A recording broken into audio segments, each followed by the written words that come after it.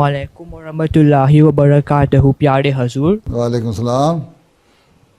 My name is Ubaid Nuruddin Sheikh Juman, and my question is, if the government of our country is corrupted and corruption and fraud arises, should we still support that kind of government?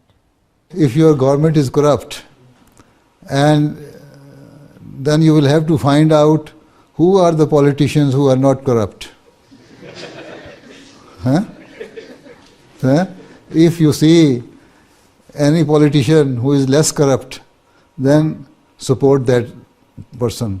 Then that means you are trying to find a lesser evil. Huh? All the politicians are normally in the third world are corrupt. And if you feel they are not discharging their duties properly, then you should try to find out some good people, use your right of vote, and bring those people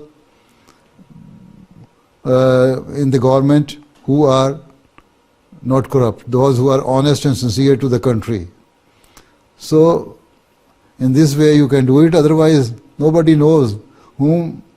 If you know personally somebody who is very pious and sincere and honest to the country, then use your vote for him or for her. But it is very difficult to find out from among politicians any person who is very true and sincere to the country.